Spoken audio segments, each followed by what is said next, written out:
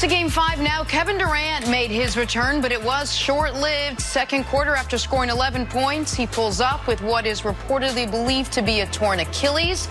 He would have to leave the arena on crutches. How do the Warriors do without him? Let's get back to the game.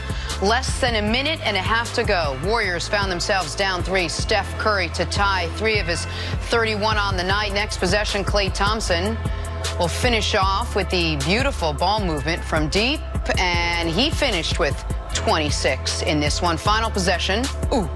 Warriors up 1. Kawhi giving up the ball. It ends up with Kyle Lowry, who cannot connect.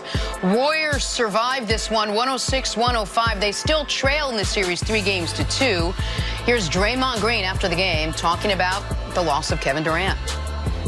You could just kind of feel the life just go right out of us. You know, to Steph's credit, you know, he kind of rallied the troops and, you know, talked to everybody, went around the huddle and just, you know, told everybody to stay locked in and do this for Kevin, you know, and I think we did a good job of, you know, coming together and leaning on each other. All right, Nick, how did the Warriors do it? They saw what happened to Kevin Durant in the second quarter and still managed to get themselves up, rallied, and win this game. Well, in the moments after Kevin Durant's injury, they actually went on a little mini run, and Boogie Cousins, who had been told before the game, for the first time in his career, he was going to get a DNP coach's decision. And you saw him on the bench. We didn't know at the time he had been told that, but you saw on the bench he was a little sullen and despondent when it was Looney had been in the game, Bogut had been in the game, and then you knew it might not be Boogie Cousins' night. Once KD went down, Boogie Cousins all of a sudden becomes an important part of the game. Then Kevon Looney goes down, and Boogie gives you good minutes. The first really good minutes he's given you since Game 2. And then late in the game, the Warriors stayed in it with three-point shot making throughout. 7 threes in the first quarter, 20 overall threes in the game. But then late in the game, after a very odd Nick Nurse timeout when the Raptors seemed to be taking full control of the game, the Warriors, Steph and Klay, took turns hitting threes. They had great offensive possessions in the final 3 minutes, while the Raptors had terrible offensive possessions in the final 3 minutes. And despite Steph and Klay being the only 2 real threats on the court, they got good looks. The only wide open look was the one we showed for Klay to take the lead. But that's a great look for Steph Curry. The one before was a good look for Klay Thompson, and that's a great look for Klay Thompson. And so they had their season totally on the brink in those final 3 minutes with Kawhi on fire. It felt like the momentum was sapped from the Raptors when they called a timeout, stopping their own run, and the Warriors took full advantage of it. A couple of things very, very important. Athletes from growing up, they are used to other athletes getting injured. So even with the story, with the plot with KD, is he going to be a free agent, him forcing himself back, athletes have the unbelievable ability to build focus because they see it more than other people see it. So they're able to recover in real time. Now, they were fortunate enough that because Steph and Iggy went into the locker room, they knew immediately that his Achilles. And when he fell onto the court and he began to pinch his Achilles, that's one of the signs. He didn't grab his calf, but people showed a lot of photos of the trauma, the shock once the tendon was either ruptured or strained. You could see the trauma come up into the calf, but the attachment point is right there at the bottom of that heel. And that's where he grabbed initially. So athletes have that unbelievable ability because they see it. You know, a guy gets injured on the football field, the coaches, training staff will deal with him. The coaches move you over to the next field, and you will be playing while another guy has a serious injury. So you just get kind of used to that part. Now, as far as Boogie Cousins and what he was able to do, that was a tremendous effort from a mental standpoint because you have a championship game. He's ready to make a contribution. He's told that he's not.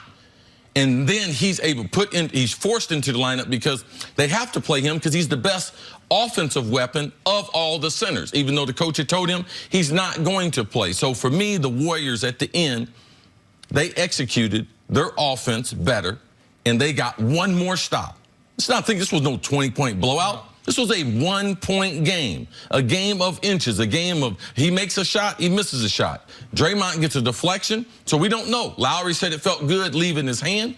But as far as Nick Nurse, my last point before I move on, a lot of NBA coaches in this same situation They had scored 10 straight points, but in the NBA last year, they changed the rule. Once you get into the last 3 minutes of the game, you only get 2 timeouts, so you lose all the additional timeouts. So a lot of NBA coaches since last year, right before that 3-minute mark, instead of losing it, they give their guys a break right there. So Nick Nurse, if you look at the coaching philosophy, what's been happening, and you can look, the Raptors were gassed. Kawhi was gassed. Lowry asked for the timeout. Yeah, you could see a little confusion because Kawhi didn't know if he was going to be on the attack. Lowry was trying to stop them. So for Nick Nurse, not trying to make an excuse, but this was a rule change last year, and coaches tried to take advantage of that, and I believe that's why he called the timeout. Besides the obvious, his guys were dragging. And once you call that one, because it's the use it or lose it timeout, basically what they call it, he actually called consecutive timeouts. He had 4 with 3 minutes left. He used them both in that same huddle. But the Warriors were in an odd spot because they had led for 41 of the first 42 minutes of this game, yet with 5.5 minutes left, they were down to just 1 timeout. See, after the Norman Powell dunk, where it seemed like everyone stopped playing defense, Kerr called his second to last timeout. And so they were, you don't want to have 0 timeouts going in the final minute of the game because you might need to advance the ball. You might need to draw something up. And so Kerr was helpless to stop the run. And I know guys were gassed, but Kawhi, it felt to me like, oh my God, Kawhi, who had a quiet game in his worst game of the finals through 3 quarters, was so alive and so in charge in that moment. I thought they'd give it another possession or 2. But then, so for me, part of the story is a timeout Nick Nurse did call, and then also a timeout they didn't call.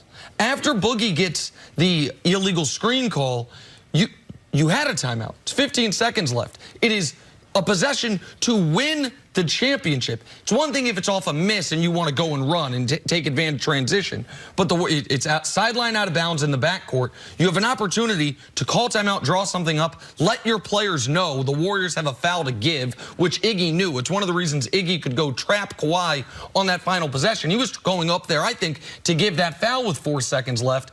They don't call timeout there. They don't call timeout when the play starts going haywire. Nick Nurse has been sensational this first year.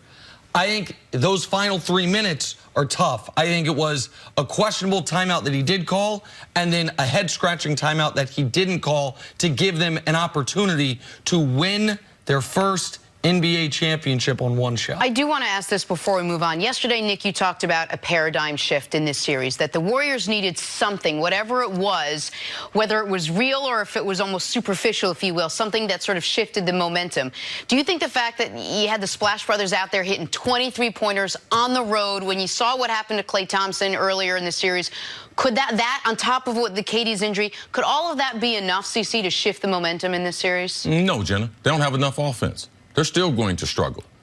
Them points KD gave them earlier, they needed every one of them. Boogie Cousins still a liability on defense. He ain't in no great mental state. He bounced back in yesterday's game, but we know the Boogie Cousins. Draymond, he's still not able to hit shots. Iggy, he's not looking any healthier. They don't have a bench. No, there wasn't no galvanizing moment last night. Toronto has a huge advantage. They had 2 chances at home, and they're going back to Oracle where they just swept them in the 2 games. So, no, Toronto is still a better basketball team.